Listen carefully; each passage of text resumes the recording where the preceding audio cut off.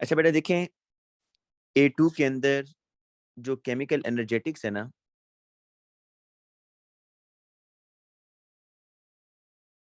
जिसमें main main topics हैं वो मैं आपको मेन सब टॉपिक्स जो इस चैप्टर में आ रहे हैं हमने करना है। केमिकल एनर्जेटिक्स ग्रुप 2 इसमें मैं ऐड नहीं कर रहा, ग्रुप 2 आपको अलग से करवाऊंगा।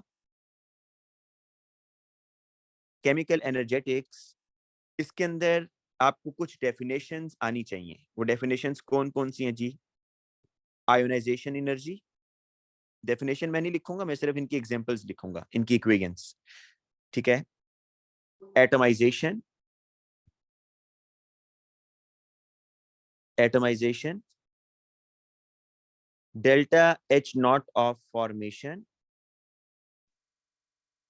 लैटिस इंथैल्पी या लैटिस एनर्जी। एक मिनट बेटा, ये कुछ बच्चों को वेट अ मिनट।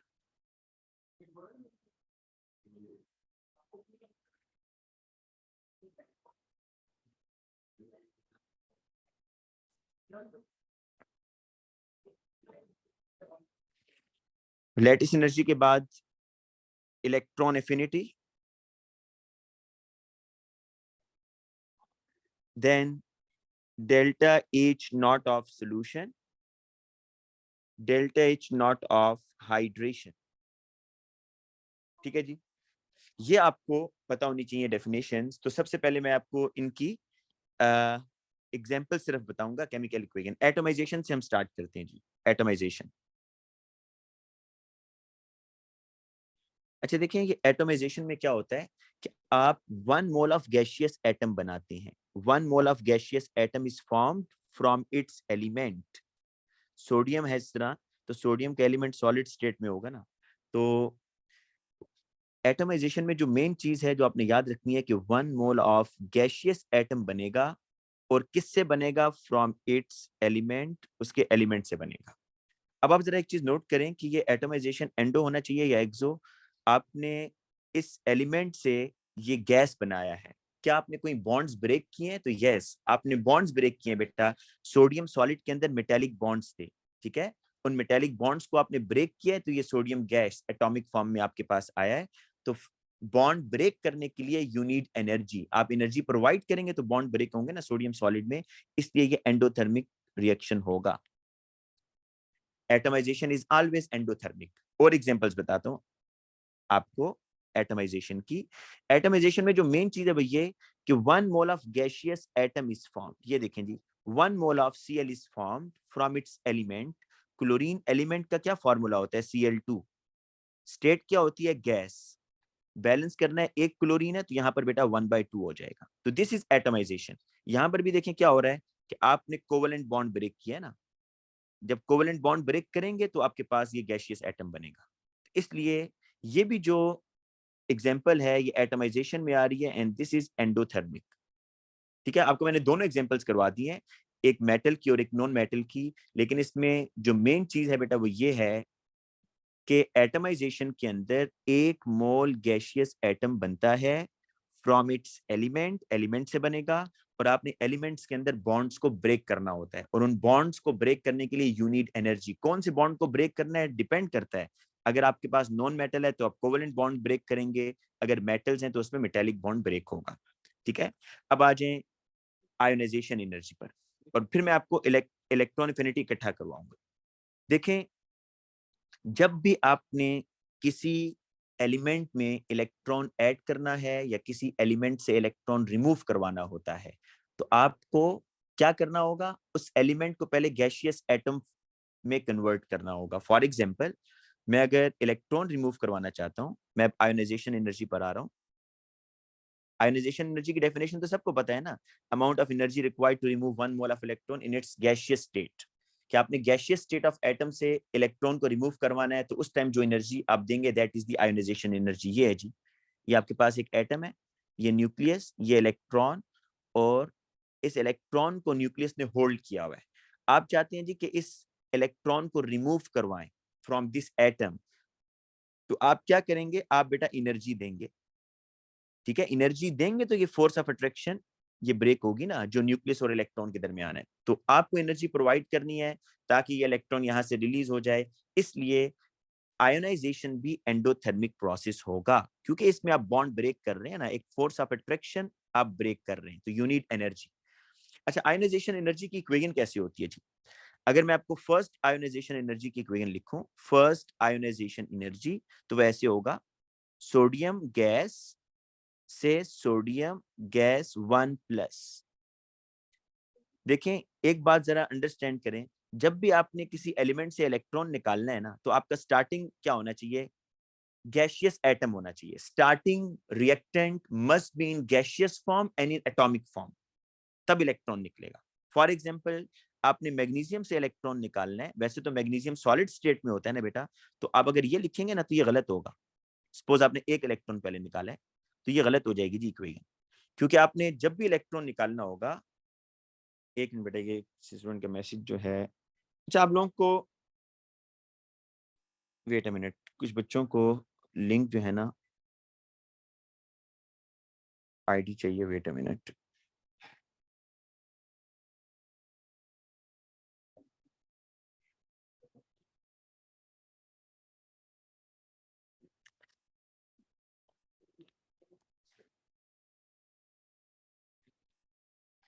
अच्छा, देखें, ये इक्वेशन क्यों गलत है जी आयोनाइजेशन की? क्योंकि आपका जो स्टार्टिंग है वो सॉलिड स्टेट में है। आप कभी भी किसी सॉलिड स्टेट से इलेक्ट्रॉन नहीं निकाल सकते बेटा, क्योंकि सॉलिड स्टेट के अंदर तो उसमें बॉन्ड्स होंगे। अब मैग्नीशियम सॉलिड का मतलब है कि इसमें मेटालिक बॉन्ड्स हैं, तो अगर आप एनर्जी देंगे तो वो इलेक्ट्रॉन निकालने में यूटिलाइज नहीं होगी, वो तो उनके मेटालिक बॉन्ड ब्रेक करेगी। इसलिए आपने जब भी किसी एटम से, जब भी किसी एलिमेंट से इलेक्ट्रॉन को रिमूव करना है, तो आपको पहले अपना एलिमेंट गैशियस एटॉमिक फॉर्म में कन्वर्ट करना है। फॉर एग्जाम्पल, अगर आपने क्लोरीन से इलेक्ट्रॉन रिमूव करना है, देखिए इलेक्ट्रॉन तो आप किसी भी एटम से निकाल सकते हैं ना, वैसे जनरली हम मेटल से इलेक्ट्रॉन निकालते हैं, लेकिन नॉन मेटल से भी वो आपसे कह सकता है। तो अगर इससे इलेक्ट्रॉन निकालना है नॉन मेटल से, तो क्लोरीन को आपने पहले गैशियस फॉर्म में लेकर आना है, गैशियस एटॉमिक फॉर्म में, then you can remove the electron. ठीक है बेटा? तो ये आपके पास जो इक्वेशंस हैं, ये फर्स्ट आयोनाइजेशन एनर्जी के हैं। सेकंड आयोनाइजेशन एनर्जी की क्या होती है जी? इक्वेशन देखें, for the second ionisation energy, आपने सपोज मैग्नीशियम का दूसरा इलेक्ट्रॉन निकालना है ना, मैं चले पूरी इक्वेशन लिखता हूँ, इस तरह करता हूं मैं यहाँ पर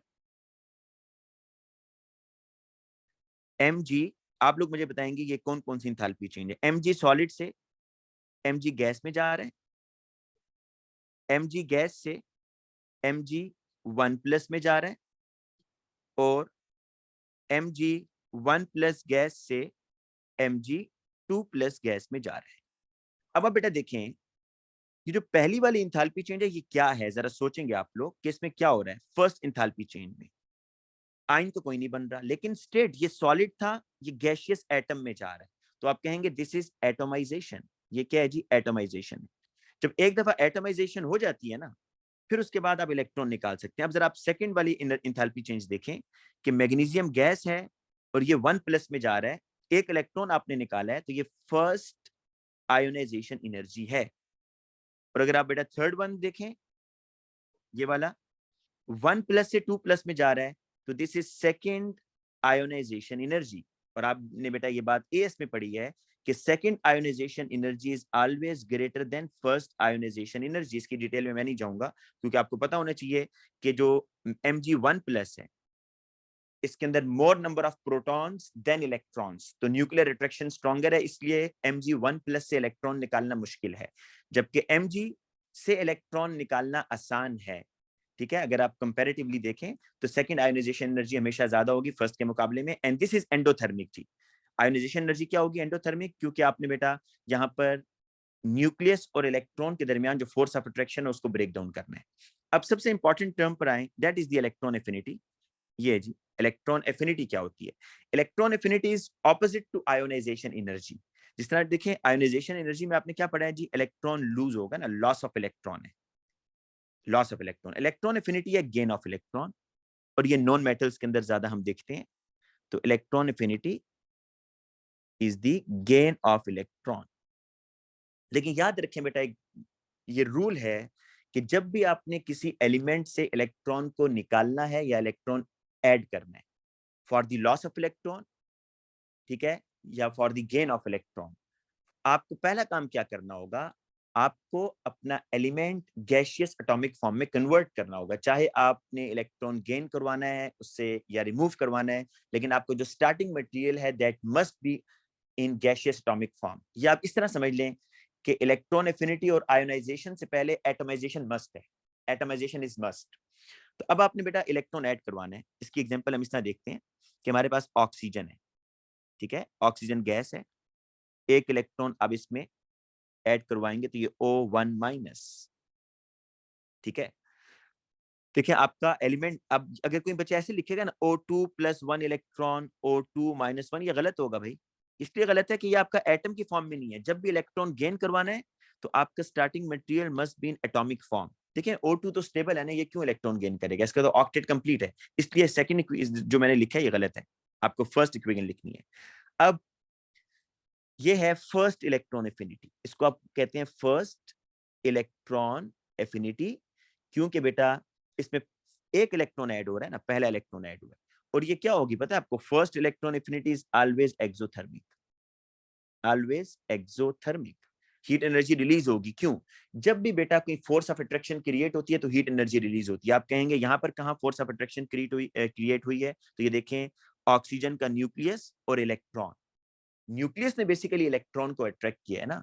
तो ऑक्सीजन का जो न्यूक्लियस है और जो इलेक्ट्रॉन है ये एक दूसरे को अट्रैक्ट कर रहे हैं, तो इस अट्रैक्शन की वजह से एनर्जी रिलीज हुई है।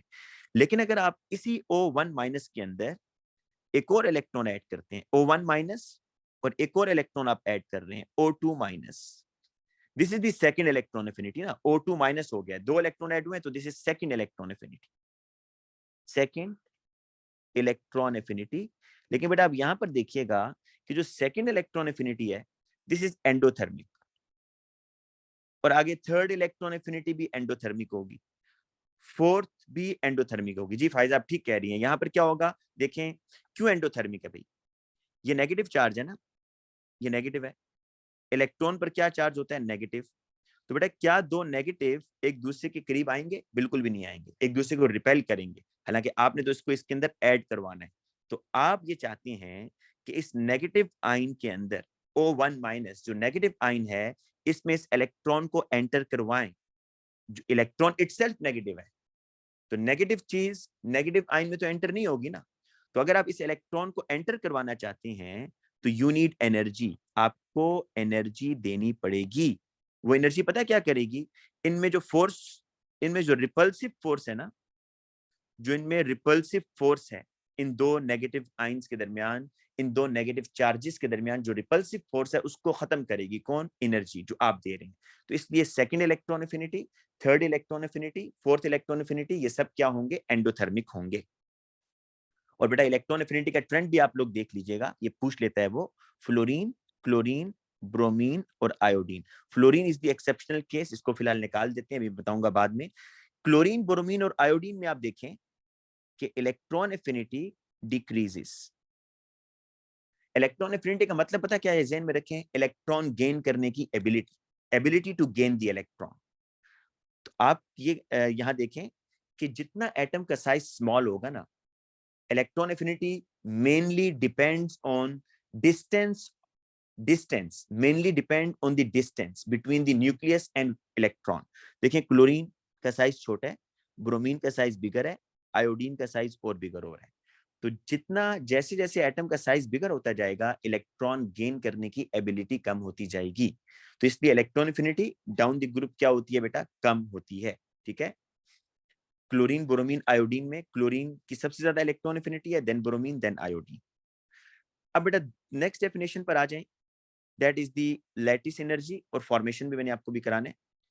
लैटिस एनर्जी क्या है जी, देखिए लैटिस एनर्जी का जो टर्म है ये फॉर आयोनिक कंपाउंड के लिए, पहले तो ये ज़हन में रखें कि this is for ionic compounds, ये कोवेलेंट कंपाउंड पर अप्लाई नहीं होगा। और डेफिनेशन ये होती है इसकी कि 1 मोल जो है आपने आयोनिक कंपाउंड बनाना होता है, 1 mole of ionic compound from gaseous ions. 1 mole ionic compound बनेगा गैसियस आइन से। मतलब ये होगा जी कि 1 मोल NaCl सॉलिड बन रहा है, इसके गैसियस आइन कौन से होंगे NaCl के, Na+ gas Cl minus gas. तो 1 mole of ionic compound is formed from its gaseous ion. बेटा आपके ख्याल में ये एक्सो होना चाहिए या एंडो होना चाहिए? अब जरा सोचें, फोर्स ऑफ अट्रैक्शन क्रिएट हो रही है या ब्रेक हो रही है? ये पॉजिटिव आइन और ये नेगेटिव आइन एक दूसरे को अट्रैक्ट करेंगे, इनमें एक अट्रैक्शन हो रही है। देखें, तो जब भी अट्रैक्शन होगी तो हीट एनर्जी क्या होती है? रिलीज होती है। इसलिए याद रखें कि जो लैटिस एनर्जी है, lattice energy is always exothermic. Lattice energy is always exothermic, ठीक है, ये हमेशा एक्सोथर्मिक होगा। अच्छा श्री, मैं भी ये लैटिस एनर्जी करा दूं, फिर उसके बाद फ्लोरीन का बता देता हूं कि फ्लोरीन क्यों एक्सेप्शनल केस है इलेक्ट्रॉन एफिनिटी के अंदर। लेकिन पहले ये देख लें कि lattice energy is always exothermic, क्योंकि इसमें फोर्स ऑफ अट्रैक्शन क्रिएट हो रही है, ठीक है, अब ये बात भूलनी नहीं है। अब लैटिस एनर्जी बेटा, इसकी एक और अगर हम एग्जांपल देखें, MgO सॉलिड, इसमें क्या होगा जी? Mg2+ और O2-। अब अगर आपसे मैं ये पूछूं कि मोर एक्सोथर्मिक, अच्छा मैं यहाँ लिखता हूँ मोर एक्सोथर्मिक, यहाँ ज्यादा हीट एनर्जी रिलीज होगी। देखें NaCl बनेगा ना तो हीट एनर्जी रिलीज होती है 787 किलो जूल्स पर मोल। MgO बनेगा तो ज्यादा हीट एनर्जी रिलीज हो रही है। रीजन आपके सामने है, आपको पता है कि ये एनर्जी रिलीज होती है फोर्स ऑफ अट्रैक्शन की वजह से। अगर मैं ये कह रहा हूं कि MgO फॉर्मेशन में मोर एक्सोथर्मिक है, मतलब मोर हीट एनर्जी रिलीज हो रही है, तो इसका मतलब पता है क्या होगा? कि stronger force of attraction, stronger force of attraction between Mg2+ and O2-। ठीक है, अगर मोर एक्सोथर्मिक है इसका मतलब है स्ट्रॉन्गर फोर्स ऑफ अट्रैक्शन है ना आइंस के दरमियान। अब स्ट्रॉन्गर फोर्स ऑफ अट्रैक्शन क्यों है इस पर देखते हैं। पर अगर आप जरा NaCl के केस में देखें तो Na के अंदर जो चार्जेस है वो 1+ और Cl के ऊपर -1। अब इसको ऐसे समझ लें कि एक +1 है और एक -1 है, ये एक दूसरे को अट्रैक्ट कर रहे हैं। और दूसरे केस में +2 और -2 एक दूसरे को अट्रैक्ट कर रहे हैं। तो कहां पर अट्रैक्शन स्ट्रॉन्गर होगी? डेफिनेटली +2 और -2 में स्ट्रॉन्गर अट्रैक्शन होगी, जिसकी वजह से जो लैटिस एनर्जी है वो ज्यादा होगी। अब मैं आपको लैटिस एनर्जी का एक बता देता हूं कि लैटिस एनर्जी किस पे डिपेंड करती है। ये देखिए, लैटिस एनर्जी जो है बेटा, it depends on charge density. Charge density, अब इसका डायरेक्ट रिलेशन क्या लें कि higher is the charge density more is the lattice energy. जितनी चार्ज डेंसिटी ज्यादा होगी उतनी लैटिस एनर्जी ज्यादा होगी। अब आप कहेंगे जी चार्ज डेंसिटी क्या होती है, तो वो सुन लें। चार्ज डेंसिटी जो है इसका फॉर्मूला मैं आपको बताता हूं। Charge on the ion, charge on the ion और size of the ion, charge on the ion और साइज ऑफ द आइन। अब आप जरा देखें, अगर चार्ज ज्यादा होगा तो चार्ज डेंसिटी ज्यादा होगी, लैटिस एनर्जी ज्यादा होगी। चार्ज डेंसिटी और चार्ज ऑन द आइन में डायरेक्ट रिलेशन है ना। तो अगर किसी आइन के ऊपर चार्ज ज्यादा है तो उसकी चार्ज डेंसिटी ज्यादा होगी और स्ट्रॉन्गर फोर्स ऑफ अट्रैक्शन होगी, राइट। इसी तरीके से अगर आप साइज के साथ रिलेट करें, आप साइज और चार्ज डेंसिटी में क्या रिलेशन है? इनवर्स। क्या मतलब है जी इसका? ये आपके पास है एक +1, ये लिथियम है सपोज, और एक है आपके पास सोडियम +1। देखिए दोनों के ऊपर चार्ज तो सेम है +1+1, लेकिन साइज ऑफ द आयन भी मैटर करता है। जितना स्मॉल साइज होगा ना, जितना स्मॉल साइज, जितना लिथियम का स्मॉल साइज है, स्मॉल साइज का मतलब है कि मोर चार्ज डेंसिटी। जितना स्मॉल साइज होगा चार्ज डेंसिटी उतनी ज्यादा होगी। देखिए यहाँ पर ये जो चार्ज है ना, ये इतना ज्यादा स्प्रेड नहीं हो रहा, डेंस है, कंसेंट्रेटेड आप कह सकते हैं। सोडियम के केस में ये +1 चार्ज क्या हो गया? स्प्रेड हो रहा है ना, जिसकी वजह से अब नेगेटिव को इतना स्ट्रांगली अट्रैक्ट नहीं करेगा क्योंकि पॉजिटिव चार्ज स्प्रेड हो गया। तो इसलिए smaller the size of the ion higher is the charge density. तो जितना आयन का साइज स्मॉल होगा चार्ज डेंसिटी उतनी ज्यादा होगी, और चार्ज डेंसिटी जितनी ज्यादा होगी लैटिस एनर्जी भी उतनी ज्यादा होगी। तो ये मेरा ख्याल है क्लियर हो जाना चाहिए। अच्छा श्री, आप ये कह रही हैं कि फ्लोरीन क्यों एक्सेप्शनल केस है? इसलिए एक्सेप्शनल केस है, देखें इलेक्ट्रॉन एफिनिटी का जो मैं बेटा आपको ट्रेंड बता रहा था, इलेक्ट्रॉन एफिनिटी का ट्रेंड में याद रखें मेन चीज है size, size of the atom.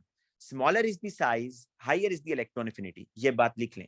Smaller is the size higher is the electron affinity.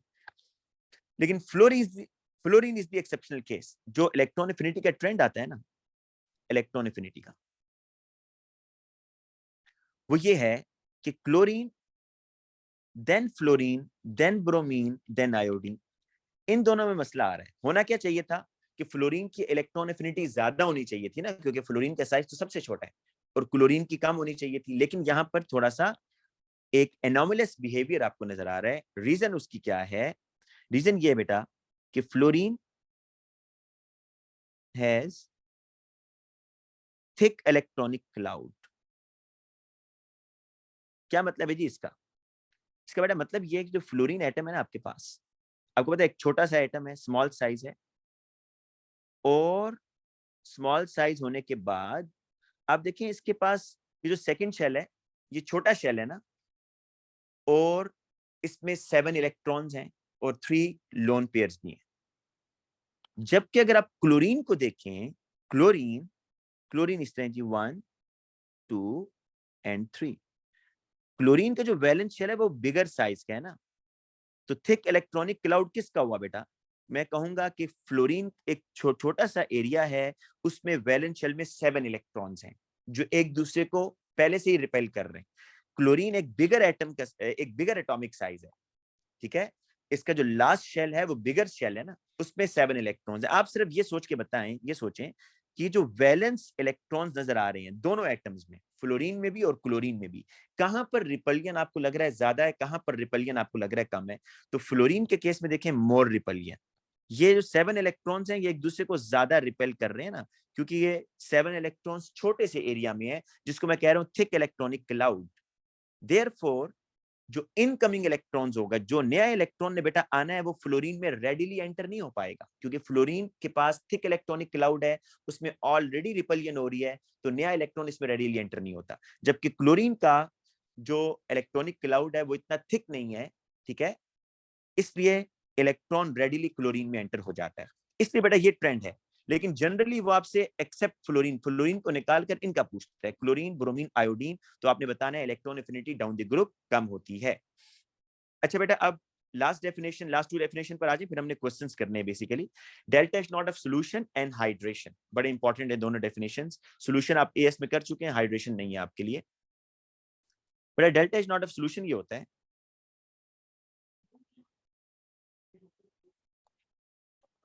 कि 1 मोल ऑफ आयोनिक कंपाउंड जो है, जिसको वो डेफिनेशन में सॉल्यूट कहता है, 1 mole of solute, 1 mole of solute को आप डिसॉल्व करेंगे एक्सेस वाटर में, ठीक है जी, आपके पास एक पॉजिटिव आयन बनेगा और एक आपके पास नेगेटिव आयन बनेगा। मैं एग्जांपल नीचे बता देता हूँ।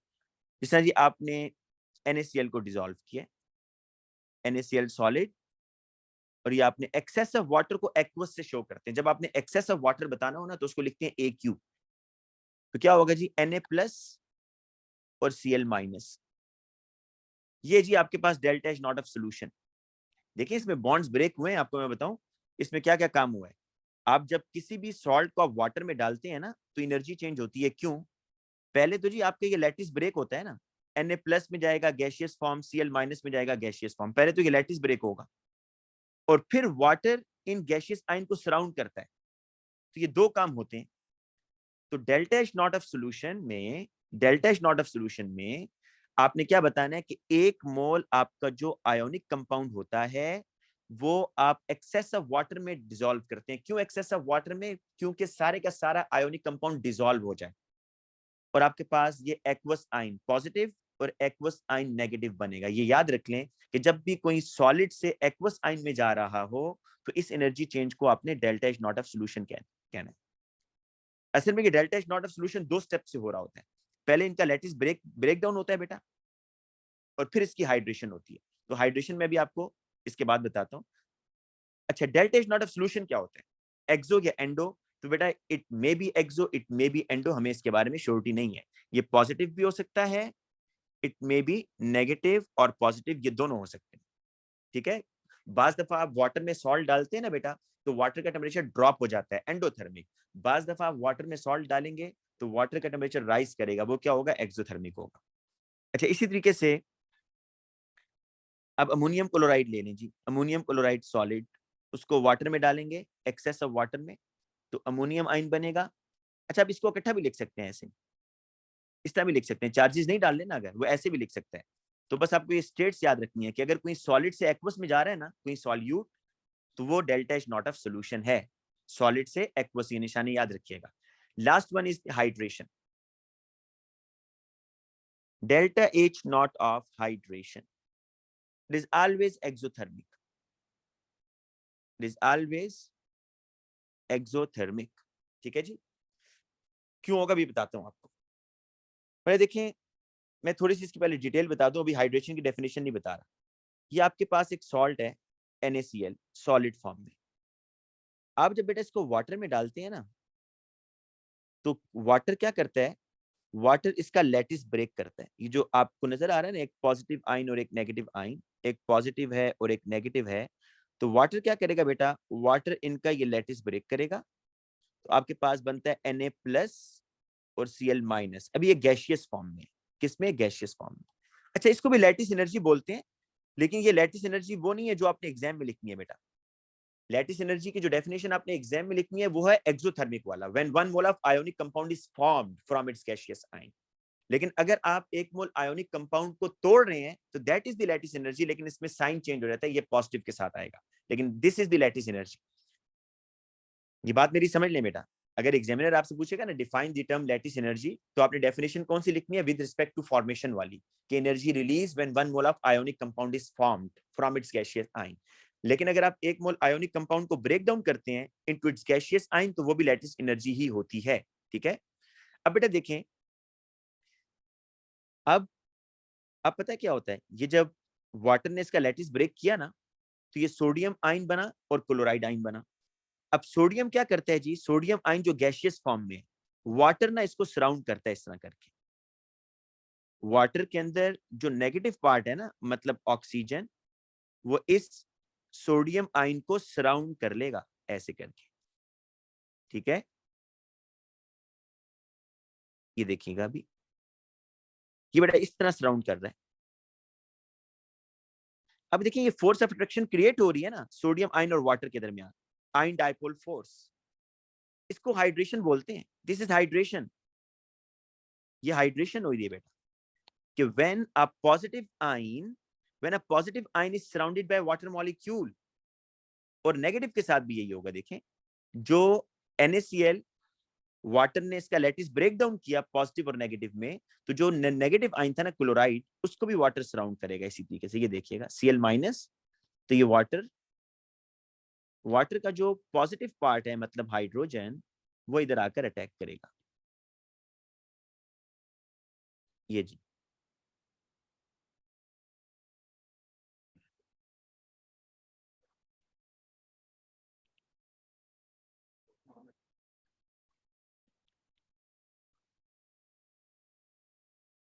ठीक है जी, ये देखिएगा अभी, ये देखें, दिस इज द हाइड्रेशन। ये हाइड्रेशन हो रही है, तो आपको हाइड्रेशन की डेफिनेशन समझने में आसानी होगी, और ये भी आपको समझ आएगा कि व्हाई हाइड्रेशन इज एक्सोथर्मिक। बेटा हाइड्रेशन में क्या होता है कि जो सॉल्ट होता है ना आपका, उसके जो पॉजिटिव आयन और जो नेगेटिव आयन होते हैं, उसको वाटर का मॉलिक्यूल सराउंड करता है, और इस प्रोसेस में जो एनर्जी रिलीज हो रही है that is the hydration energy. तो अब आपको ये समझ आ जानी चाहिए कि why hydration is always exothermic, क्योंकि बॉन्ड फॉर्म हो रहा है। ठीक है, और हाइड्रेशन में वही रूल है बेटा, अगर 2+ होगा ना Mg2+, तो वहां ज्यादा हीट एनर्जी रिलीज होगी, अगर 3+ होगा तो और ज्यादा हीट एनर्जी रिलीज होगी।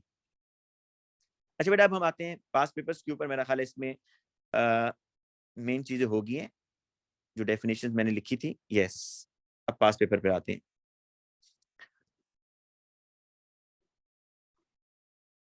सबसे पहले जी फर्स्ट क्वेश्चन पर हम आ जाएं।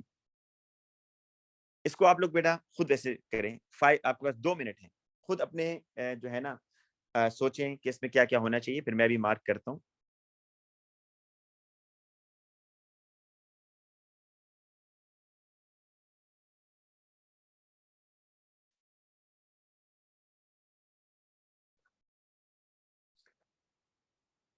सॉरी, ये लें जी। आपने बताना है कि कौन सा एंडो होगा, कौन सा एक्सो होगा, और कौन से दोनों हो सकते हैं। आइदर पॉजिटिव और नेगेटिव, मतलब कुछ भी हो सकता है, इसके बारे में आपको श्योरिटी नहीं है।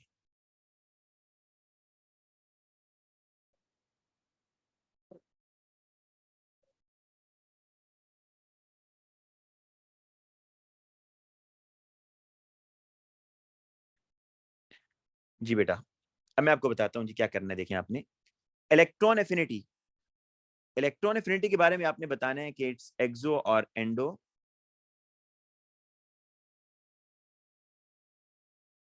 बेटा देखिए, इलेक्ट्रॉन एफिनिटी का आपको क्या बताया था, first electron affinity is always exothermic, क्योंकि एक फोर्स ऑफ अट्रैक्शन क्रिएट होती है एटम और इलेक्ट्रॉन के दरमियान। लेकिन second electron affinity is endo, क्योंकि सेकंड इलेक्ट्रॉन एफिनिटी में क्या होता है, एक नेगेटिव आयन होता है, उसके अंदर आप एक और इलेक्ट्रॉन ऐड कर रहे हैं, तो ये तो रिपल्लियन हो जाएगी, इसलिए वो एंडो होता है। तो ये दोनों हो सकते हैं, first and exo, second electron affinity is endo, तो आप यहां टिक करेंगे। अच्छा, enthalpy change of atomisation, atomisation में क्या होता था बेटा, याद रखें, याद करें, मैंने आपसे कहा था कि आपने कोवेलेंट बॉन्ड ब्रेक करके गैसियस एटम में भेजना है, या आपने अगर मेटल्स हैं तो आपने इनके मेटेलिक बॉन्ड ब्रेक करके गैसियस एटम में भेजना है। तो बेसिकली एटमाइजेशन में you break the bonds, sometime covalent bond, sometime metallic bond, लेकिन आप बॉन्ड्स ब्रेक कर रहे हैं तो वो आपका क्या होगा, पॉजिटिव होगा, एटमाइजेशन। आयोनाइजेशन क्या होता है बेटा, आयोनाइजेशन बहुत आसान है, आप एएस से पढ़ते आ रहे हैं कि इलेक्ट्रॉन और न्यूक्लियस के दरमियान जो फोर्स ऑफ अट्रैक्शन है उसको आपने ब्रेक करना होता है और पॉजिटिव आयन बनाना होता है, तो ये आपके पास पॉजिटिव होगा। लैटिस एनर्जी, बेटा लैटिस एनर्जी की देखें, आपको डेफिनेशन बताई है कि when 1 mole of ionic compound is formed from its gaseous ion, देखिए फोर्स ऑफ अट्रैक्शन क्रिएट हो रही है ना, पॉजिटिव नेगेटिव जुड़ रहे हैं, एक फोर्स ऑफ अट्रैक्शन बन रही है जिसकी वजह से NaCl बन रहा है, तो लैटिस एनर्जी भी क्या होगी आपके पास, एक्सोथर्मिक होगी, तो ये आपके पास नेगेटिव में आ गया, ठीक है। अब आ जाए इसके बाद जी नेक्स्ट क्वेश्चन पर। अच्छा, ये पहले बोन एवर साइकिल से पहले ना मैं चाहता हूं कि आपको कुछ मैं भी एक स्टूडेंट के साथ ये क्वेश्चन कर रहा था, अली फारूक, क्लास में भी है मेरा ख्याल है वो। ये बेटा क्वेश्चन जरा देखिएगा। नहीं बेटा जोहा, बिल्कुल भी नहीं, आपको ये तो कहा है कि इंथैल्पी चेंज का मतलब आपने क्या लेना है, इंथैल्पी चेंज ऑफ फॉर्मेशन, जब भी एग्जामिनर आपसे पूछेगा इंथैल्पी चेंज ऑफ फॉर्मेशन। ये बेटा मैं आपको क्वेश्चन करवाना चाह रहा हूँ, ये वाला थोड़ा सा ट्रिकी क्वेश्चन है ये जी। देखें, हमने तो अभी तक वैसे ये पढ़ा था कि फॉर्मेशन क्या होता है जी। हाँ, फॉर्मेशन की डेफिनेशन रहेगी ये जी, फॉर्मेशन की डेफिनेशन पहले आपको बताता हूँ। फॉर्मेशन क्या होता है, formation 1 mole of compound is formed from its element. ये हमने फॉर्मेशन की डेफिनेशन एएस में पढ़ी थी कि मतलब अगर आप CH4 बनाना चाह रहे हैं तो इसके लिए एलिमेंट्स कौन से होंगे, कार्बन और hydrogen in their standard states. अगर आप अमोनियम क्लोराइड बनाना चाह रहे हैं तो इसके लिए एलिमेंट्स कौन से होंगे, नाइट्रोजन, हाइड्रोजन और क्लोरीन। ये है फॉर्मेशन कि 1 mole of a compound is formed from its element. यही पढ़ा है ना बेटा आप लोगों ने भी। A2 के अंदर वो फॉर्मेशन को थोड़ा सा मजीद इसमें इक्वेशंस भी ऐड करता है, आप 1 मोल ऑफ आयन भी बना सकते हैं जी, ये भी वो कह रहा है। ये जो है ना,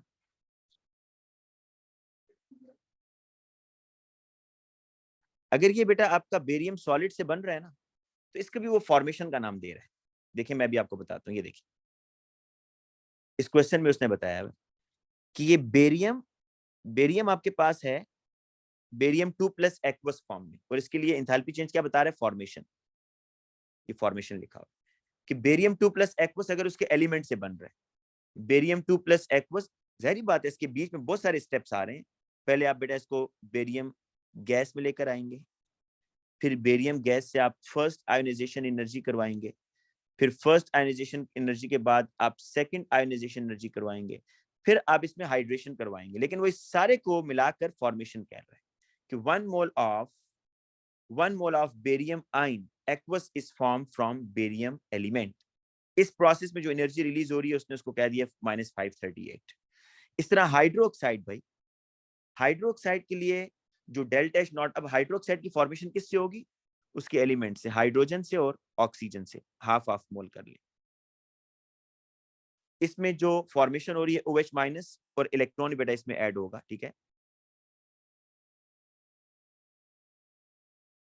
अब ये -230 है।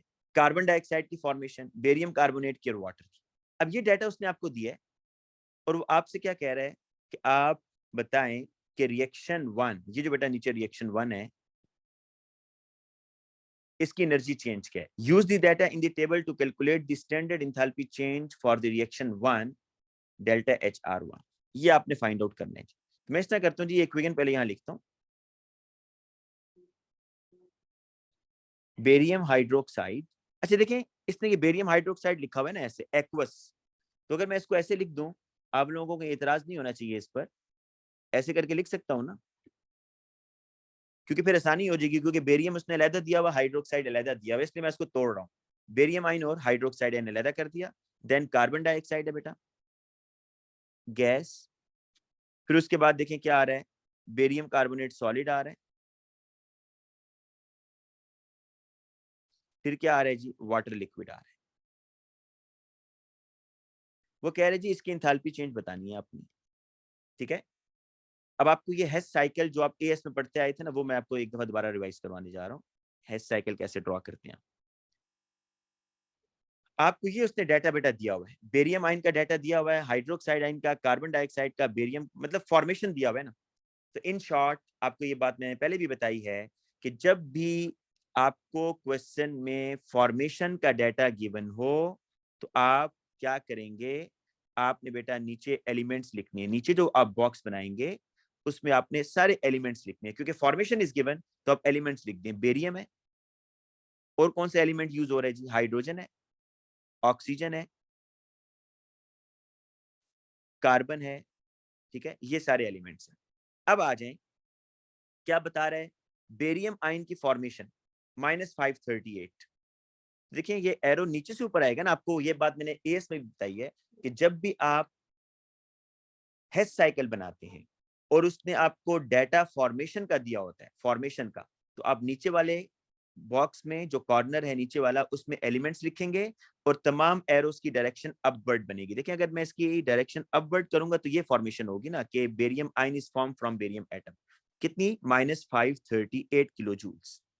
अब हाइड्रोक्साइड की फॉर्मेशन देखें जी, हाइड्रोक्साइड कितना कह रहा है, हाइड्रोक्साइड कह रहा है 230 एक मोल के लिए बेटा, एक मोल के लिए कितना है, 230 है, -230। यहाँ कितने मोल बन रहे हैं, 2 मोल, तो 2 टाइम्स -230 किलो जूल्स पर मोल। देन बेटा कार्बन डाइऑक्साइड का बता रहा है जी, कार्बन डाइऑक्साइड की कितनी एनर्जी है चेक कर लें, 394 एक मोल के लिए, तो यहाँ लिख देंगे -394।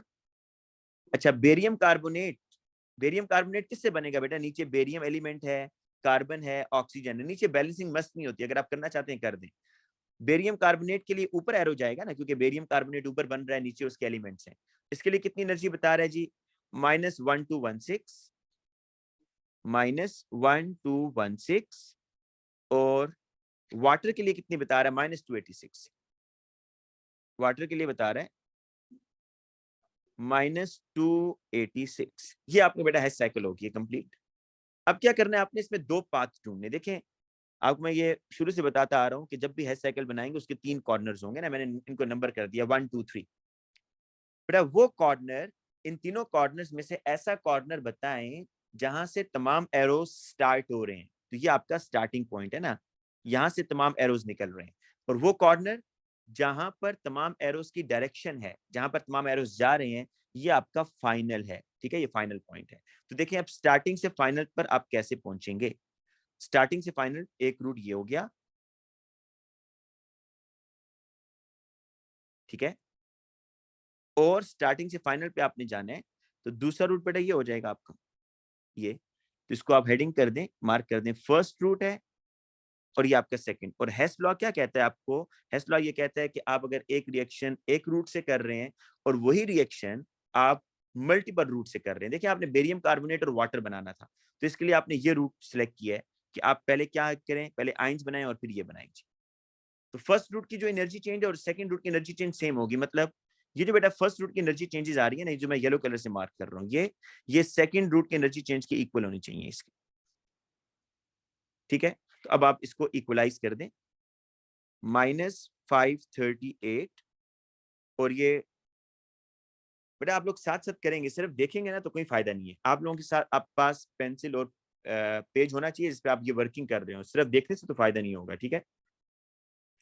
ये आ रहा है जी -460 -394 और plus delta H not of R. ये देखिए जी मैंने इन सबको इकट्ठा करके लिख दिया।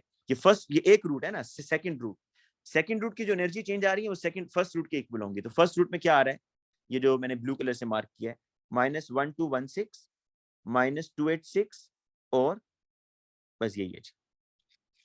अब बेटा इसको सॉल्व कर लें। Delta H not of R इधर ही रहने दें, -1216 -286, पर इनको यहीं पहले सॉल्व करके ना फिर उस साइड पे ले जाएंगे हम, ठीक है। ये आ रहा है जी 538 460 394। ये आ रहा है बेटा, इसको सॉल्व करें ना तो -1392 आ रहा है। जब ये इज इक्वल टू के उधर जाएगा तो ये +1392 हो जाएगा। इन दोनों को भी सॉल्व कर लेते हैं जरा। 1216 286, ये आ रहा है जी -1502 +1392, ये आ रहा है जी आपका आंसर -110 किलो जूल्स। ये बच्चों को थोड़ा सा मुश्किल लगता है क्वेश्चन, पता नहीं क्यों नहीं होता, क्योंकि बच्चों के पास ये कॉन्सेप्ट नहीं होता इसमें कि ये आइंस की फॉर्मेशन भी होती है। ये कॉन्सेप्ट नहीं, आप लोगों के पास भी नहीं होगा, आप जिनने पहले मेरे से क्लास नहीं ली उनको ये कॉन्सेप्ट नहीं पता होगा कि आइंस की फॉर्मेशन भी वो एलिमेंट से करवा रहा है। इसलिए बेटा अब इसको आपने यहाँ पर सॉल्व करेंगे, नेक्स्ट पार्ट देख लें। नेक्स्ट पार्ट भी इतना आसान नहीं है, वैसे मैं आपको रिकमेंड करूंगा वैसे खुद ट्राई करें हम नेक्स्ट पार्ट जरा आप लोग 1-2 मिनट ले लें और खुद ट्राई करें, शाबाश। ये बेटा इसका डाटा यहाँ से पहले देख लें, पहले इसकी पिक्चर ले लें यहाँ से ताकि आपके पास डाटा हो। ये पिक्चर ले लें इस टेबल की, भाई मोबाइल से पिक्चर ले लें इस टेबल की। और अब आप लोग बेटा आ जाएं, ये आपने निकाल लिया ना माइनस, जो आपने यहाँ पर रिएक्शन 1 की इंथैल्पी चेंज निकाली है वो मैं यहाँ लिख देता हूँ, जरूरत तो नहीं है इधर, नहीं जरूरत नहीं है। चलें जब ये क्वेश्चन जरा करें जी, आपके पास 3 मिनट है, शाबाश 3 मिनट है, जरा इसको करें, शाबाश।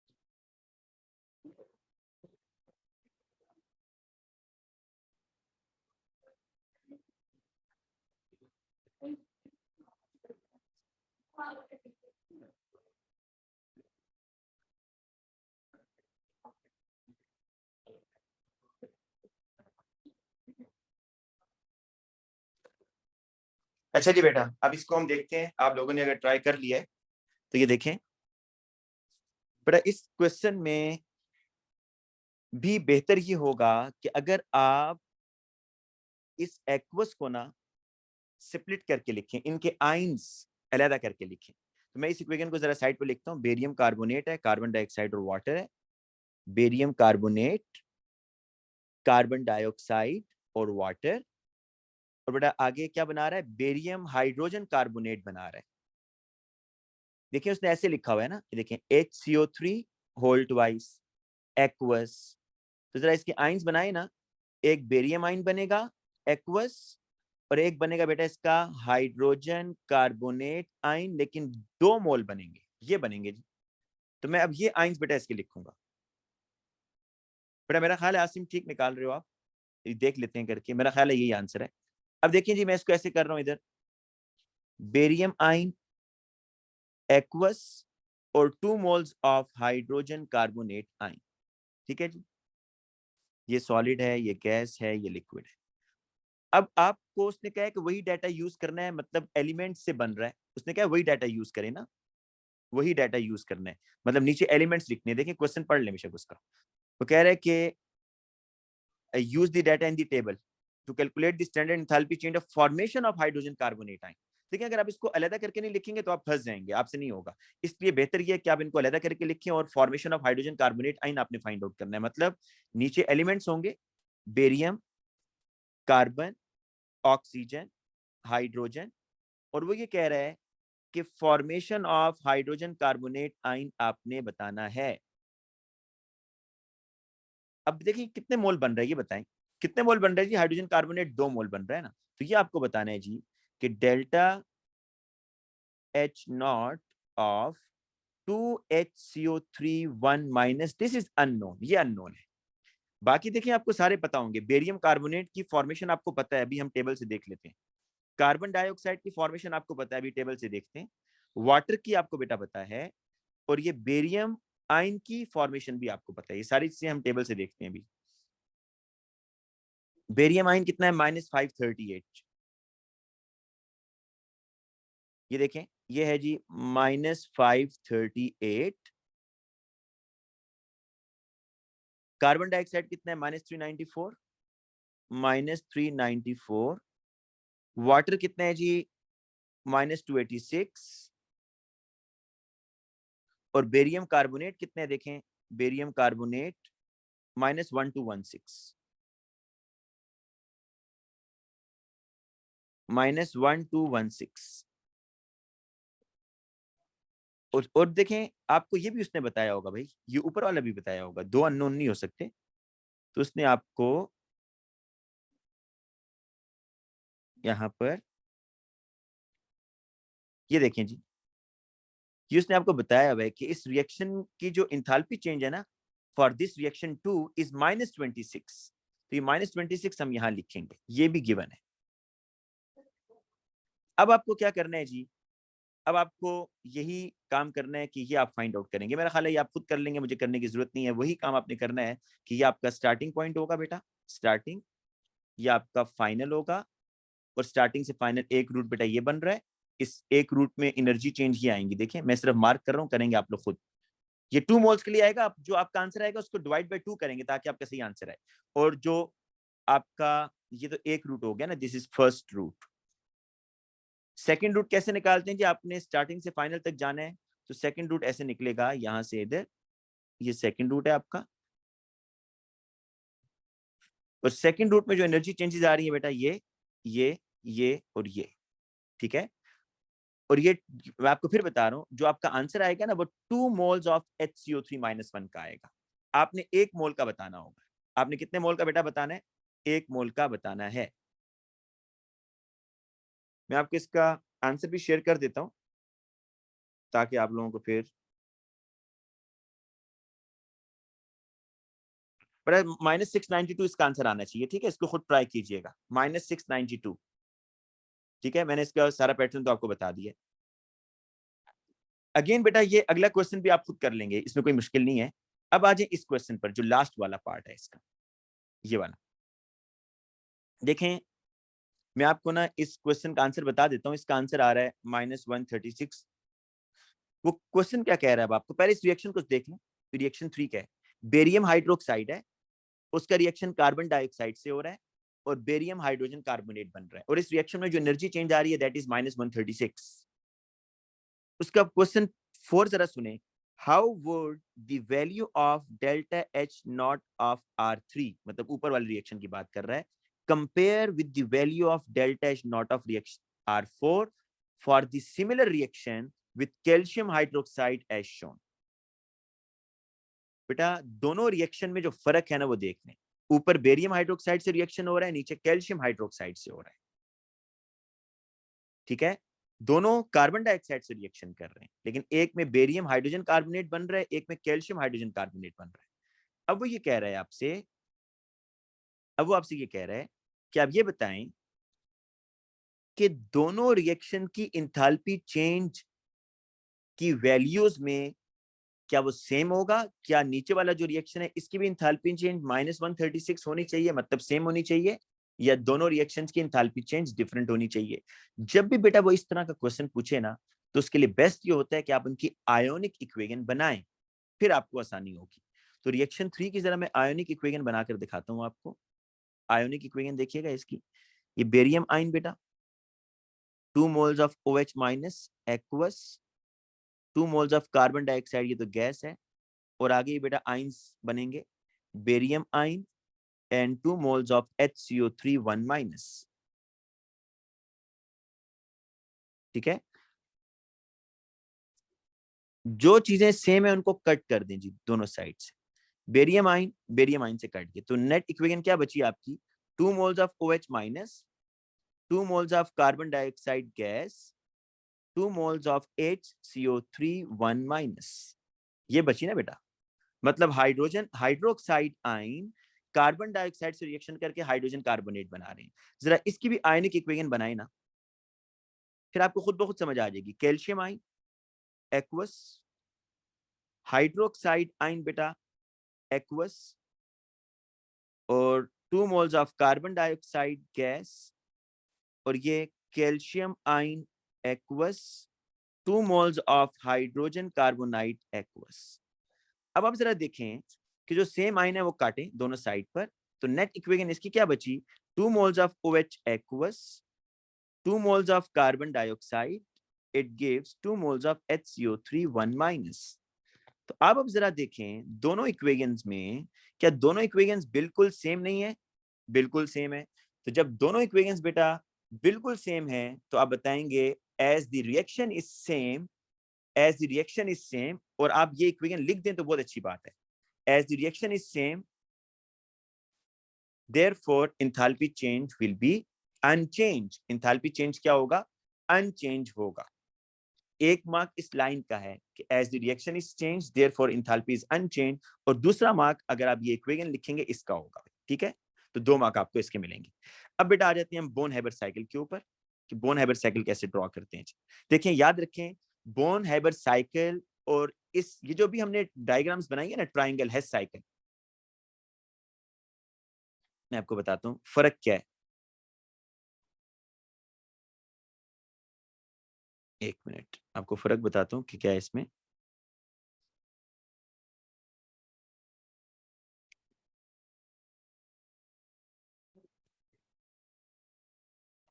फिर ये देखिएगा, ये जो भी हमने साइकिल्स बनाई है ना, इसको बोलते हैं हेस साइकिल। ये क्या है, हेस साइकिल। इस साइकिल में हम बिल्कुल एहतियात नहीं करते इस चीज की कि रिएक्शन एक्सो है या एंडो है। अगर एंडो है तो हम एरो ऊपर की तरफ लगाएं, अगर एक्सो है तो एरो नीचे की तरफ लगाएं, इसकी हम एहतियात नहीं करते हेस साइकिल। लेकिन जो बोन हैबर साइकिल होगा, that is the application of Hess's law, वो भी हेसिस लॉ को ही फॉलो करता है, लेकिन उसमें हम इस चीज का ख्याल रखते हैं कि जो एंडोथर्मिक होगा ना रिएक्शन, उसके लिए एरो अपवर्ड लगेगा, जो एक्सोथर्मिक होगा उसके लिए एरो डाउनवर्ड लगेगा। फॉर एग्जाम्पल ये देखें, एक उसने बनाई हुई है बेटा डायग्राम, उसी के ऊपर हम पहले काम कर लेते हैं। कुछ डेफिनेशन भी आपको इसी बहाने याद हो जाएंगी। अभी उसके क्वेश्चन को छोड़कर मैं जरा आप लोगों से पहले अपने क्वेश्चन करता हूं, वो ये कि देखिए डेल्टा एच नॉट ऑफ 7 क्या है। आपके पास ये 1 मोल कंपाउंड बन रहा है, और किससे बन रहा है, फ्रॉम इट्स एलिमेंट, एलिमेंट से बन रहा है ना बेटा। तो इस delta H net not of 7 को आप क्या कहेंगे, कि जिसमें 1 मोल कंपाउंड बन रहा है from its element, magnesium solid standard state में, क्लोरीन इज अ गैस, तो इसको आप कहेंगे फॉर्मेशन। ये क्या हो रही है जी, delta H not of formation. रोहामा का मैं क्वेश्चन एक में देख लूं क्या कह रही है रोहामा के।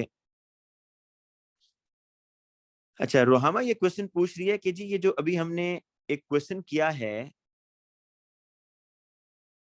इंथाल्पी चेंज का, बेटा उसकी कोशिश किया करें, उसी टाइम क्वेश्चन पूछ लिया करें साथ साथ। रुहामा ये पूछ रही है इसमें, जो कि बड़ा अच्छा क्वेश्चन है, कि देखें ऊपर बेरियम आयन है, नीचे कैल्शियम आयन है, क्या size of metal ion matter नहीं करेगा इस केस में? तो बेटा आपके सामने है कि जो मेटल आयन है, these are the spectator ions, ये तो स्पेक्टेटर आयंस है। असल में रिएक्शन तो इनका नहीं हुआ ना, या हुआ है? बेरियम आयन ने रिएक्शन नहीं किया, तभी तो देखिए मैंने इसको कट कर दिया। रिएक्शन असल में हुआ है हाइड्रोक्साइड आयन और कार्बन डाइऑक्साइड का, और हाइड्रोजन कार्बोनेट बना है। रिएक्शन असल में हुआ है हाइड्रोक्साइड आयन और कार्बन डाइऑक्साइड का, और हाइड्रोजन कार्बोनेट बना है। मेटल आयंस दोनों रिएक्शंस के अंदर स्पेक्टेटर आयंस, इन आयंस को आप बोलते हैं स्पेक्टेटर आयंस, कि जो सिर्फ देख रहे हैं रिएक्शन कैसे हो रहा है, खुद इन्वॉल्वमेंट उनकी नहीं है। तभी तो देखिए मैंने दोनों साइड पर कट कर दिया ना, कि उनकी इन्वॉल्वमेंट ही नहीं है रिएक्शन में, वो रिएक्शन में पार्टिसिपेट नहीं कर रहे। जब रिएक्शन में पार्टिसिपेट नहीं कर रहे तो एंथैल्पी चेंज तो सेम रहेगा फिर, ठीक है। अच्छा, अब बेटा देखें बोन हेबर साइकिल पर हम आगे थे, ये है यहां पर एक तो हो गया जी formation, delta H not of 7 आपको समझ क्लियर होना चाहिए, क्योंकि इसमें 1 मोल कंपाउंड बन रहा है फ्रॉम इट्स एलिमेंट। जब भी आपको बोन हेबर साइकिल बनाना है तो ये आपका स्टार्टिंग पॉइंट है बेटा, और ये भी ध्यान में रखें, बोन हेबर साइकिल में ये एक एनर्जी लाइन होती है बेटा, इधर इसने नहीं ड्रॉ की, आप ड्रॉ कीजिएगा, ये एनर्जी लाइन होती है। जोन से रिएक्शन एंडोथर्मिक होंगे ना, आप वो ऊपर की तरफ लेके जाएंगे, एंडोथर्मिक रिएक्शन का एरो अपवर्ड होगा, ठीक है, ये एंडोथर्मिक। और जोन से रिएक्शन बेटा एक्सोथर्मिक होंगे, उनके एरो को आपने डाउनवर्ड लेकर आना है। एक्सोथर्मिक रिएक्शंस डाउनवर्ड जाएंगे, देखिए ये इस तरह एक्सोथर्मिक, ये एक्सोथर्मिक है, डाउनवर्ड एरो जा रहा है। तो बोन हेबर साइकिल में एक ये चीज होती है। लेकिन बोन हेबर साइकिल को स्टार्ट कहां से करते हैं? This is the starting point बेटा। क्या स्टार्टिंग पॉइंट है मैं यहां पर बताता हूं, कि आपने अपना कंपाउंड लिखना होगा जो भी है, और यहां पर एलिमेंट्स लिखने होंगे बेटा, ये स्टार्टिंग पॉइंट है जब भी बोन हेबर साइकिल बनाना है ना, जब भी। अच्छा, वैसे तो हम कहते हैं ना कि Born delta is not a formation, may be endo may be exo, लेकिन फॉर्मेशन आप देखिएगा 99% आपको एक्सो ही मिलता है, ठीक है। लेकिन हम फिर भी श्योर नहीं होते, हम कहते हैं may be endo may be exo, लेकिन 99% केसेस में आपको एक्सो मिलेगा, इसलिए हम उसी पॉसिबिलिटी की बेस पर एरो डाउनवर्ड। ये बेटा आपके पास delta is not a formation. देखें एनर्जी ऊपर की तरफ बढ़ रही है ना, एनर्जी बढ़ रही है ऊपर की तरफ, लेकिन अगर नीचे की तरफ आप एरो डाल रहे हैं, इट मींस कि ये एक्सोथर्मिक रिएक्शन, माइनस में इनकी जो हीट एंथैल्पी चेंज है वो माइनस में आ रही होगी। अच्छा, ये एक बोन हेबर साइकिल का फर्स्ट स्टेप ये होता है जी। जब भी आपने बोन हेबर साइकिल बनानी है ना, तो पहला काम ये करना है, आपने फॉर्मेशन कर लेनी है। दूसरा काम पता है क्या होता है? आप इसी आयोनिक कंपाउंड को बनाएं from its gaseous ion. Gaseous ion वाला यहां ऊपर लिख दें थोड़ा सा, Mg2+ गैस, 2Cl-1 गैस, ये बेटा आपकी लैटिस एंथैल्पी है। ये भी हमेशा एक्सो होती है ना, हमने भी पढ़ा था लैटिस। तो बेटा ये आपके देखें मेन डायग्राम बन गई है बोन हेबर साइकिल। फिर मैं आपको बताता हूँ क्या चीज है जो मेन आपने फॉलो करनी है। जब भी आपसे कहा जाए ना कि बोन हेबर साइकिल ड्रॉ करें, आपका जो आयोनिक कंपाउंड होगा वो सबसे नीचे लिखेंगे, लेफ्ट साइड पर आपने एलिमेंट्स लिखने हैं, हमेशा हमेशा यही फॉलो होगा, लेफ्ट साइड पर एलिमेंट्स, और राइट पर और थोड़ा टॉप, राइट टॉप पर आप गैशियस आयन लिखेंगे। राइट टॉप पर क्या लिखेंगे? Gaseous ion. और गैशियस आयन से जो बन रहा होगा दैट इज लैटिस एनर्जी, और जो एलिमेंट से बन रहा होगा दैट इज द फॉर्मेशन। अब इसके बाद क्या होता है बेटा? इसके बाद ये होता है कि आपने इस मैग्नीशियम को ना, जो कि सॉलिड स्टेट में मैग्नीशियम आयन गैशियस फॉर्म में भेजना है। तो डायरेक्ट तो नहीं भेज सकते ना, आपको कहा था एटमाइजेशन होती है, तो पहले आप एटमाइजेशन करेंगे, मैग्नीशियम सॉलिड को मैग्नीशियम गैस में भेज, आपने एट अ टाइम दोनों को कन्वर्ट नहीं करना। अभी देखिए मैं सिर्फ मैग्नीशियम के साथ वर्किंग करूंगा, क्लोरीन को ऐसे ही लिखता जाऊंगा साथ में, देखिएगा जरा, क्लोरीन में साथ में ऐसे लिखता जा रहा हूं, क्लोरीन के साथ वर्किंग नहीं कर रहा। तो ये मैंने क्या किया जी? एटमाइजेशन किया, दिस इज एटमाइजेशन। फिर क्या करना है जी? मैंने, मेरा टारगेट ये है, मैंने ये बनाना है Mg2+। अभी तो Mg गैस में आया है, अब इलेक्ट्रॉन निकल सकता है ना इससे, क्योंकि गैसियस फॉर्म में आ गया। तो अब मैं पहले एक इलेक्ट्रॉन निकालूंगा। अच्छा, मर्जी आप दोनों भी इकट्ठे निकाल सकते हैं, Mg मतलब first ionisation energy plus second ionisation energy, दोनों को ऐड करके भी लिख सकते हैं, अलग अलग भी लिख सकते हैं। तो मैं चले अलग अलग लिख रहा हूँ कि बेटा एक इलेक्ट्रॉन निकाला, क्लोरीन को ऐसे लिख दिया, तो ये होगा फर्स्ट आयोनाइजेशन एनर्जी।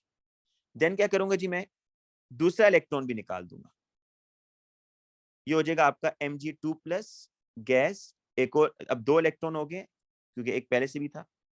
ये हो गया जी सेकंड आयोनाइजेशन एनर्जी। ये करने के बाद बेटा देखें अभी तक मैंने क्या किया है, मेरे सामने ये टारगेट था, मैंने Mg2+ बनाना है, Mg2+ बनाना है, तो मैंने ये Mg सॉलिड से स्टार्ट किया है। पहले एटमाइज, आपको मैंने बता चुका हूं कि इलेक्ट्रॉन निकालने से पहले आपको एटमाइजेशन करनी है, ये मस्ट है।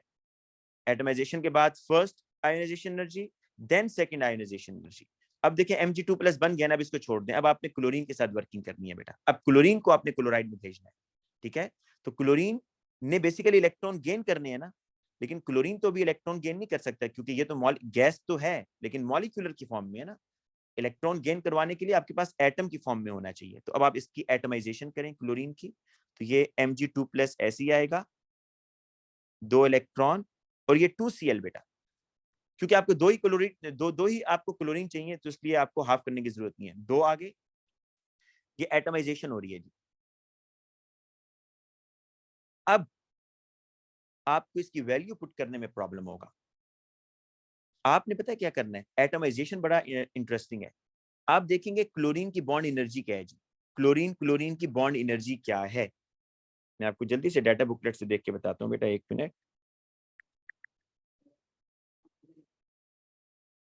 ये देखिए जी, ये आगे जी chlorine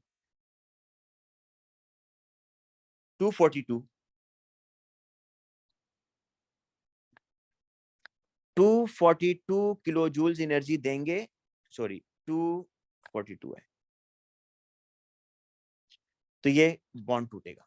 this is the bond energy बेटा, ये क्या होती है, बॉन्ड एनर्जी। बेटा एटमाइजेशन क्या होता है, जरा फर्क देखिएगा, एक ये बड़ी इंपॉर्टेंट बात बताने लगा हूं। ये बॉन्ड एनर्जी है ना, एटमाइजेशन पता क्या होता है, when 1 mole of gaseous atom is formed, ये होती है एटमाइजेशन। नीचे वाली इक्वेशन एटमाइजेशन की है। तो एटमाइजेशन आप देखें इन दोनों इक्वेशन में फर्क क्या है, अगर आप ऊपर वाली इक्वेशन और नीचे वाली इक्वेशन को देखें तो आपको फर्क ये नजर आ रहा है, ऊपर वाली इक्वेशन में 1 मोल है, नीचे वाली इक्वेशन में हाफ मोल है। तो ये जो बेटा 242 होगा, इसका हाफ इज द एटमाइजेशन ना, 242 का हाफ क्या होगा, एटमाइजेशन होगा।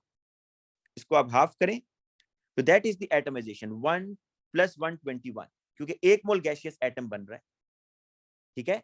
तो एटमाइजेशन ऑफ क्लोरीन इज 121। लेकिन आप इस क्वेश्चन में देखें कि क्लोरीन आपको, आपने कितने एटमाइज किए हैं, 2 मोल किए हैं। 2 मोल क्लोरीन को आपने एटमाइज, आपको 2 मोल क्लोरीन चाहिए ना, क्योंकि एट द एंड आपको 2Cl-1 बनाना है। तो इसलिए बेटा इस केस के अंदर जो बॉन्ड एनर्जी होगी यही आपकी एटमाइजेशन हो जाएगी, क्योंकि मैंने 121 को ×2 करना है। अगर ये बात किसी को समझ नहीं आई तो मुझे मैसेज करे बेटा, मैं दोबारा बताऊंगा। 121 ×2 करेंगे तो वही बॉन्ड एनर्जी आपके पास आ गई है, ठीक है, 242। ठीक ठीक है, नहीं रिवीजन करवा रहा हूँ पहले, टॉपिकल तभी अभी पास पेपर स्टार्ट हुआ है ना। अच्छा, ये 242 बेटा आपका दोबारा आ गया, राइट। अब आपने क्या करना है जी, इलेक्ट्रॉन एफिनिटी। अब ये एटम मुकम्मल तैयार है इलेक्ट्रॉन गेन करने के लिए, ठीक है। अब इसने इलेक्ट्रॉन गेन करना है, तो इलेक्ट्रॉन गेन करने के लिए, अच्छा अब ये बात भी बड़ी इंटरेस्टिंग है, बाज बच्चे यहाँ समझ रहे होते हैं कि ये सेकंड इलेक्ट्रॉन एफिनिटी है, सेकंड नहीं है भाई। देखें आप जरा इस आयन को देखें, Cl के ऊपर क्या चार्ज है, -1 ना, Cl के ऊपर क्या चार्ज है, -1 है 2 दफा, लेकिन -1 चार्ज है, तो ये फर्स्ट इलेक्ट्रॉन एफिनिटी है। सेकंड इलेक्ट्रॉन एफिनिटी नहीं है जी, एक ही इलेक्ट्रॉन ऐड हुआ है, लेकिन 2 मोल क्लोरीन 2 मोल इलेक्ट्रॉन ऐड कर रहे हैं, मतलब इस तरह हो रहा है। मैं अगर आपको मजीद सिंप्लीफाई करूं, ये एक क्लोरीन है, ये दूसरा क्लोरीन है, ये एक इलेक्ट्रॉन ऐड हो रहा है, ये दूसरा इलेक्ट्रॉन ऐड हो रहा है, ये Cl-, ये Cl-, है तो फर्स्ट इलेक्ट्रॉन एफिनिटी ना। तो फर्स्ट इलेक्ट्रॉन एफिनिटी क्या होती है जी, एक्सोथर्मिक। ये देखें एरो डाउनवर्ड आ रहा है जी, ये एरो डाउनवर्ड आया नहीं आया। अब जो इलेक्ट्रॉन एफिनिटी की वैल्यू उसने दी होगी उसको आप ×2 करेंगे जी, जो इलेक्ट्रॉन एफिनिटी की वैल्यू उसने दी होगी उसको आपने ×2 करना है, ठीक है। तो अब आप जरा यहाँ देखें, अब आपको ये समझ आ जाना चाहिए, इंथैल्पी चेंज में बता रहा हूँ जी। Delta is not of formation, ये डेल्टा इज नॉट ऑफ 7 क्या है, ये फॉर्मेशन है। डेल्टा इज 1 क्या है जी, 1 में देखिए क्या चीज चेंज हो रही है, ये सॉलिड से गैस में जा रहा है, एटमाइजेशन। अच्छा यहाँ पर इसने एटमाइजेशन कर ली है, इसकी भी, क्लोरीन की भी, वो मर्जी है, आप बेशक पहले पॉजिटिव आयन बनाकर देन करें, वो फर्क नहीं पड़ता, इसने इसकी एटमाइजेशन की है। क्योंकि देखें ये मॉलिक्यूल था, ये एटम में बन गया, तो ये एटमाइजेशन है बेटा, दिस इज एटमाइजेशन। अभी तक देखें सारे एंडो थे ना, तो एरो ऊपर की तरफ जा रहा है। फिर क्या कर रहे हैं जी, first ionisation energy, first ionisation energy, ठीक है। अब क्या कर रहे हैं जी, फर्स्ट के बाद सेकंड आयोनाइजेशन एनर्जी, अब उसके बाद क्या कर रहे हैं जी, इलेक्ट्रॉन एफिनिटी हुआ है, that is the endothermic, electron affinity, ठीक है। अब बेटा ये तो मैंने आपको करा दिया है, आप जरा इस तरह करें, अब इस तरह करें बेटा आप लोग के, ये जो है ना ये आप लोग करें, शाबाश, ये वाला, इसका डाटा गिवन है, इसने दिया हुआ है, ये दिया हुआ है जी बेटा, ये बोन हैबिट साइकिल आपने ड्रॉ करनी है, इसकी डाटा यही गिवन है जी। ये अब आप चलो आप लोग जरा अपने नोटबुक में करें, शाबाश, आपके पास 3 मिनट है बेटा, 3 मिनट में इसको जल्दी से करें।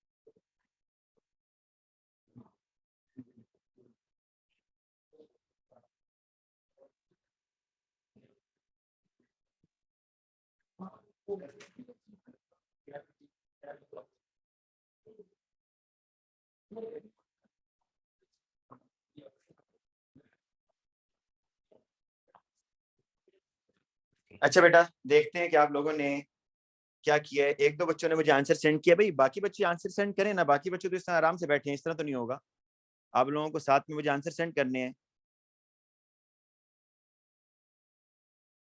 जी। अली, अदनान, अंबर, असीला, आयशा, अस्का, उमर, फरा, जवेरिया, सिकंदर, अनस, उस्मानी, बेटा आप लोग कोई क्वेश्चन मुझे आंसर सेंड नहीं कर रहे, आंसर सेंड नहीं करेंगे तो कैसे पता चलेगा आपने ठीक किया या नहीं ठीक किया।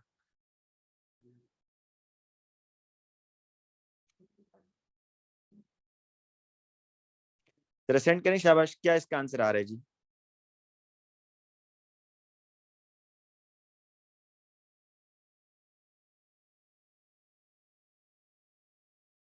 ये तो भाई सिर्फ डायग्राम बनाई है ना, इसकी कैलकुलेशन भी करनी है। अस्मा ने किया है, हाँ अस्मा का आ रहा है, चेक करते हैं, -2258 है, यस अस्मा का ठीक है, -2258, -2258 आंसर आ रहा है जी अस्मा का, ये ठीक आंसर है। फायजा का भी ठीक है, शाबाश बेटा। और बच्चे भी देखें क्या ये आंसर आ रहा है या नहीं आ रहा, नहीं आ रहा तो बताएं फिर मैं करता हूँ।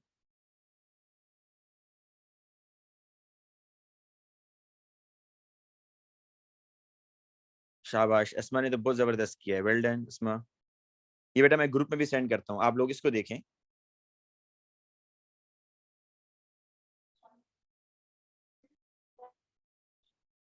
जी आसिम, आपका भी ठीक है?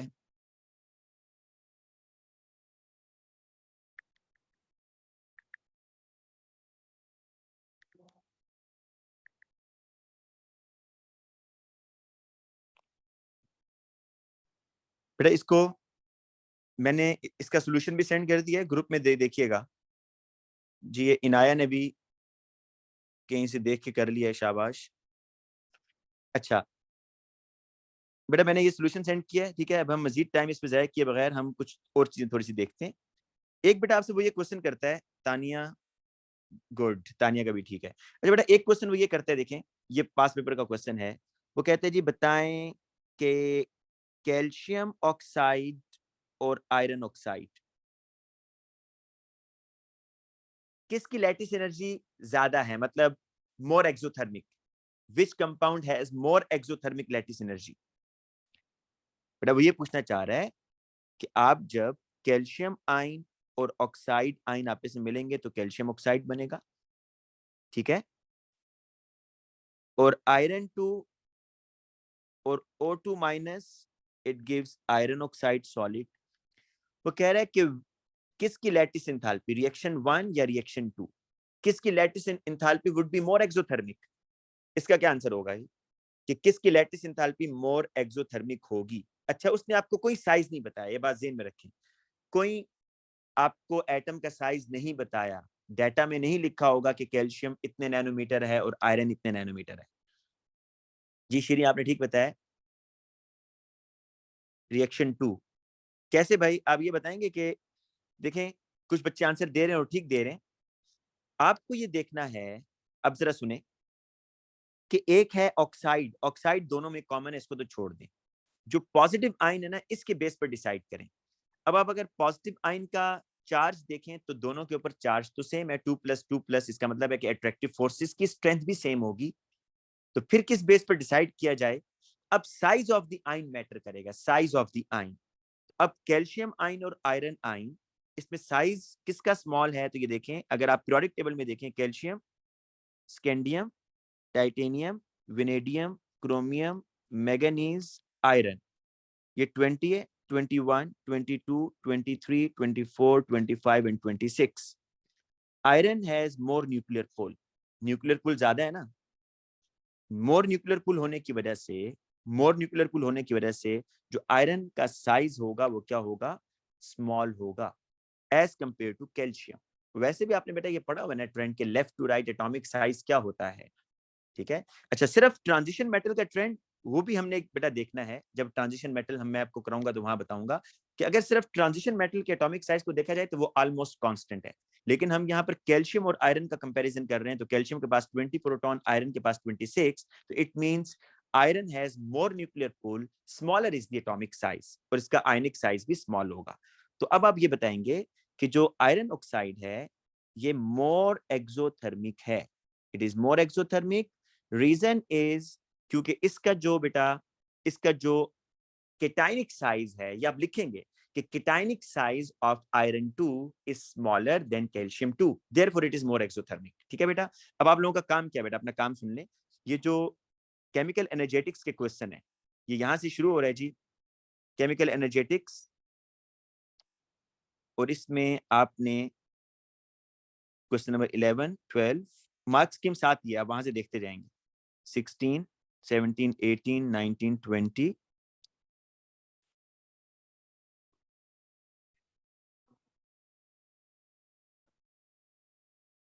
अच्छा बेटा, मैं आप लोगों को पेपर 5 भी बीच में करवाऊंगा, ठीक है। वीकेंड पर कुछ एक्स्ट्रा क्लासेस लेकर पेपर 5 भी हम करेंगे।